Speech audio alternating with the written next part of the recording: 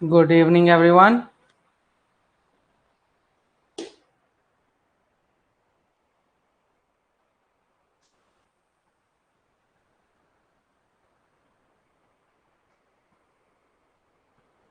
Mining ज्ञान में आप सभी का स्वागत है। आज हम रॉक मैकेनिक्स एमसीक्यूज का पार्ट नंबर 5 देखने जा रहे हैं। मेरा नाम है देवेंद्र सिंह तोमर और मैं हूं आपका होस्ट एंड घोस्ट। ठीक है, तो पहला question, what is the another name of characteristics curve?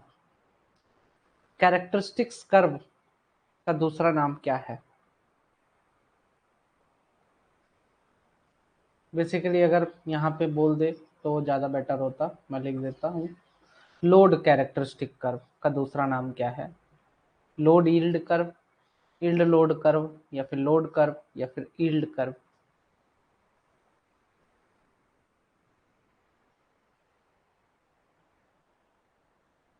तो इसका करेक्ट आंसर हो जाता है option number A is the right answer.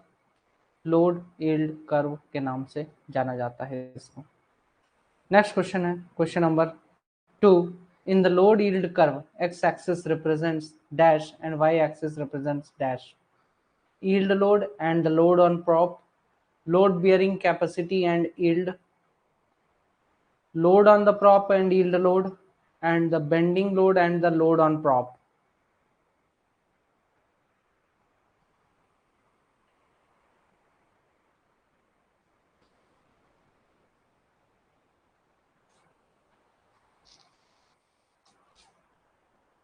तो बेसिकली आपका option number A is the right answer. Yield load जो कैरेक्टरिस्टिक कर्व है आपका, लोड कैरेक्टरिस्टिक कर्व, उसमें यील्ड लोड एंड पहले वाले में एक्स एक्सिस में दिखाता है और लोड जो प्रॉप पे आ रहा है वो आपको वाई एक्सिस पर दिखाता है। ये सारे क्वेश्चंस लिखाए थे मैंने। About which load bending can be observed in a prop? किस लोड के बाद आपको बेंडिंग देखने को मिलेगा? बेंडिंग कैपेसिटी, या लोड बियरिंग कैपेसिटी, या फिर यील्ड लोड, या फिर आपका load on the prop.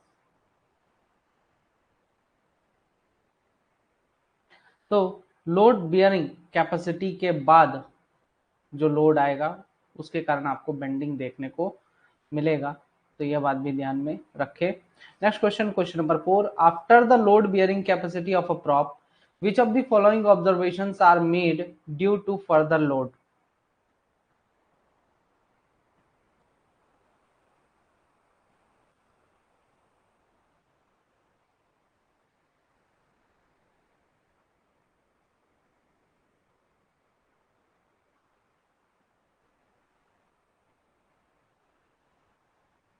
Load bearing capacity के बाद, मतलब प्रॉप पे जो लोड बियरिंग प्रॉप की जो लोड के बियरिंग कैपेसिटी है उसके बाद आप अगर और ज्यादा लोड डालते हो प्रॉप के ऊपर तो आपको निम्न में से कौन सा ऑब्जर्वेशन देखने को मिलता है?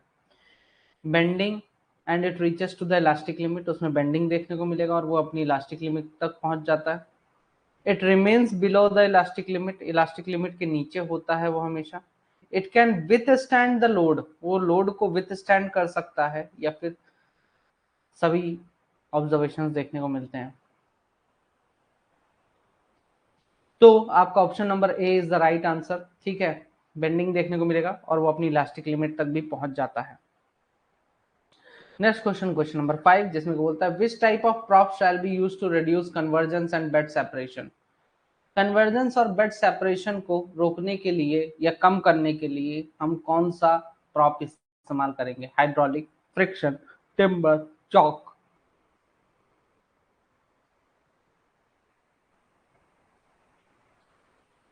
तो यहां पर आप कौन सा यूज करेंगे? हाइड्रोलिक प्रॉप्स का इस्तेमाल करेंगे। Question number 6, which type of yielding props accept maximum load with minimum yield? कि कौन से यील्डिंग प्रॉप्स जो है तो मैक्सिमम लोड एक्सेप्ट करते हैं, वो भी कम से कम लोड देकर, कम से कम लोड देकर मैक्सिमम लोड लेते हैं, तो वो कौन से प्रॉप्स हैं? Early bearing props, friction props, timber props, chockmat. तो ये ऐसा कौन करता है, कौन सा प्रॉप करता है? तो अर्ली बियरिंग प्रॉप्स के द्वारा यह किया जाता है। What is used in the friction prop to prevent the inner tube from coming out of the outer tube completely? आपका इनर ट्यूब में आपका फ्रिक्शन प्रॉप डला रहता है ना। अब फ्रिक्शन प्रॉप जो है तो पूरी मतलब इस प्रकार का आपका फ्रिक्शन प्रॉप होता है। अब इसके अंदर एक और ट्यूब होती है, एक तो ये ट्यूब हो गई, आउटर ट्यूब हो गई, ठीक है। इसके अंदर एक और ट्यूब होगी। अब ये टेलीस्कोपिंग नेचर का होता है, इसके आगे ये बाहर नहीं निकल पाएगा। ऐसा नहीं है कि इसको उठाते जाओगे खटाक से बाहर आगे अलग हो गए दोनों ट्यूब्स। तो दोनों ट्यूब्स को मतलब अंदर वाला ट्यूब बाहर वाले ट्यूब से अलग ना होने पाए, इसके लिए हम क्या करते हैं, फ्रिक्शन प्रॉप में इसको बाहर निकलने से कौन सा चीज प्रिवेंट करता है? Spring lock pin, clamp wages, या फिर लॉकिंग वेजेस, या फिर ऑल ऑफ द अबव। तो इसका करेक्ट आंसर हो जाता है option number A is the right answer, spring lock pin. Next question, which thing is used in a friction prop to attach the outer and inner tube with each other?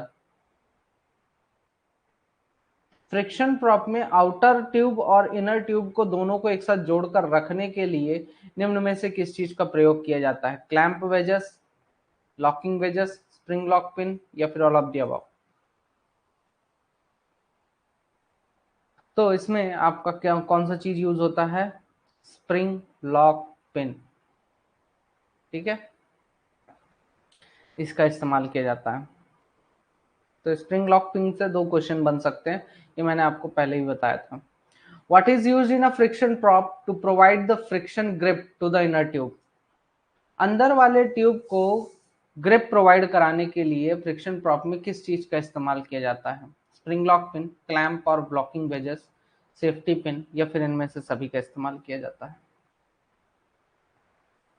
तो इसका correct answer हो जाएगा clamp या फिर locking wages का इस्तेमाल किया जाता है। ये कुछ इस प्रकार का होता है।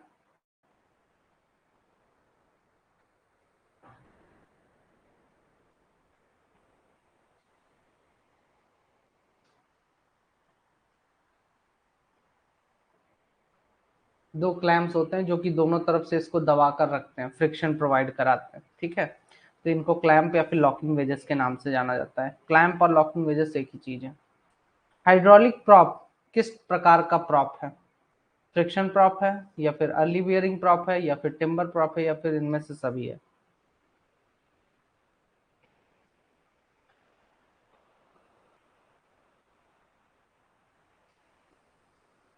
तो हाइड्रोलिक प्रॉप आपका किस प्रकार का प्रॉप है?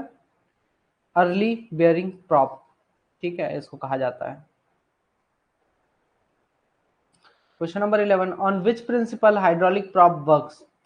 हाइड्रोलिक प्रॉप किस प्रिंसिपल पर काम करता है? Archimedes principle, Bernoulli's principle, Pascal's principle, या फिर ऑल ऑफ द अबव? नहीं, फ्रिक्शन अर्ली बियरिंग नहीं है। वो वहां पे मैंने क्वेश्चन गलत लिख दिया था, जो आप पीडीएफ में क्वेश्चन डाला है वो गलत था, फ्रिक्शन गलती से लिखा था वहां पे।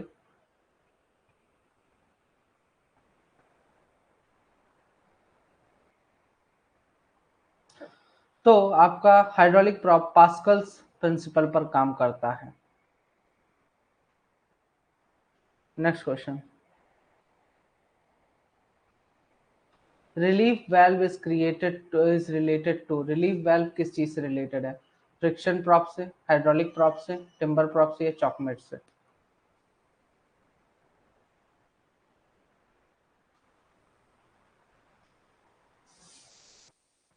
रिलीफ वाल्व किस चीज से रिलेटेड है?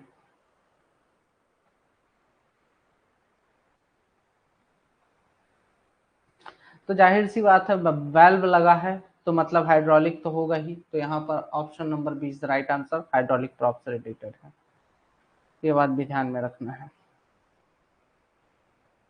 नेक्स्ट क्वेश्चन है, question number 13, what is the initial setting load provided to the hydraulic prop? Hydraulic prop को इनिशियल स्टार्टिंग में कितना लोड दिया जाता है, सेटिंग लोड कितना दिया जाता है? 2 से 3 टन, 5 से 8 टन, 10 से 15 टन, 15 से 20 टन। एक बार मैं चेक कर लूंगा रोहन।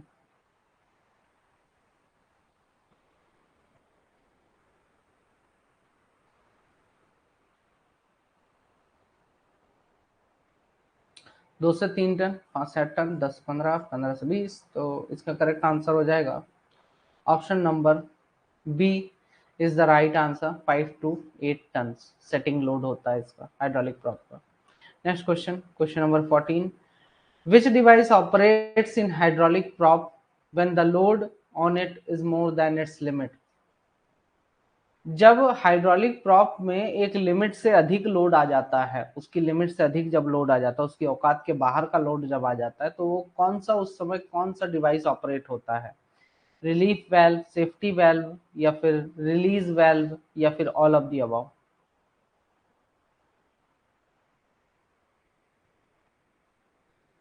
ध्यान से क्वेश्चन पढ़िए।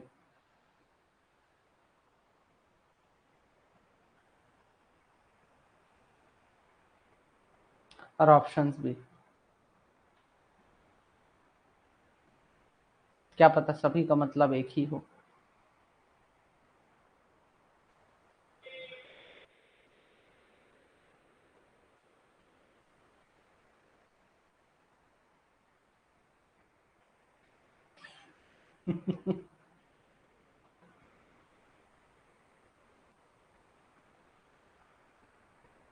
तो option number D is the right answer, सभी का मतलब एक ही है। ठीक है, कुछ भी बोल लो, कुछ भी वर्ड यूज कर सकते हैं। तो ये एग्जाम में भी ये ध्यान में रखिएगा कि रिलीफ बोल दे, सेफ्टी बोल दे, या रिलीज वाल्व बोल दे, काम एक ही है। ठीक है भाई, ये भी तो एक सेफ्टी का काम ही कर रहा है ना। एक लिमिट से ज्यादा लोड आ रहा है तो वो हल्का सा उसको बचाने की कोशिश कर रहा है। ठीक है, नहीं तो आपका हाइड्रोलिक प्रॉप खराब हो जाएगा, वहां पे डैमेज हो जाएगा। नेक्स्ट क्वेश्चन, हाइड्रोलिक प्रॉप में हाइड्रोलिक ऑयल का पानी में क्या मिक्सचर होता है? 8%, 9%, 10%, 11%?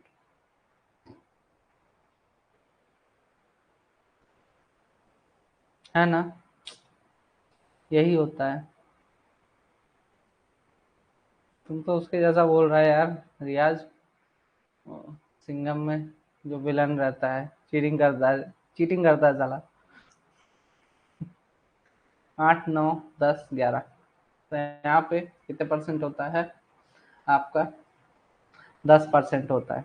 ठीक है, नेक्स्ट क्वेश्चन, हाइड्रोलिक प्रॉप में कौन सा ऑयल यूज होता है? DTE oil, petrol, BP1425 solvent spirit, या फिर डीजल?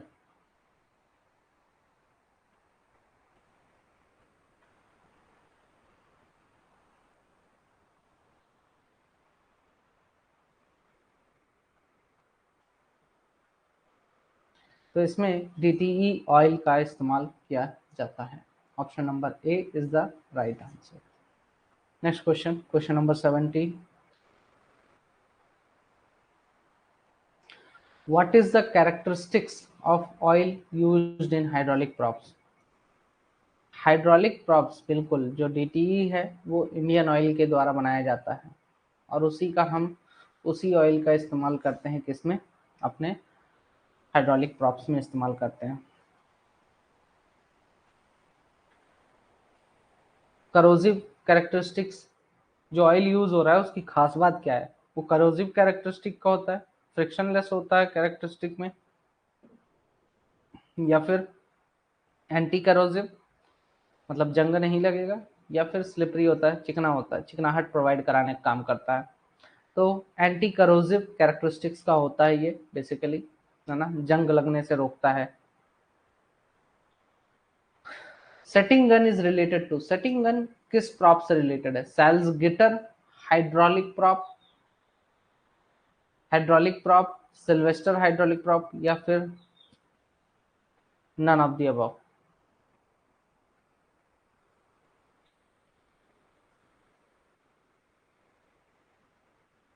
तो setting gun Salzgitter hydraulic prop से रिलेटेड है, ठीक है, उसमें यूज होता है। सैल्सगिटर हाइड्रोलिक प्रॉप में हाइड्रोलिक ऑयल का क्या मिक्सचर रहता है? 5%, 10%, 10%, 5%, 20%, 15%।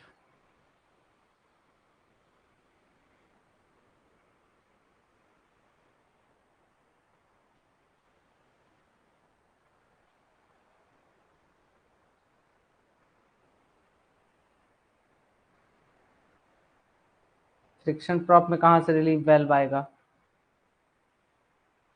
हाइड्रोलिक प्रॉप में ना होता है।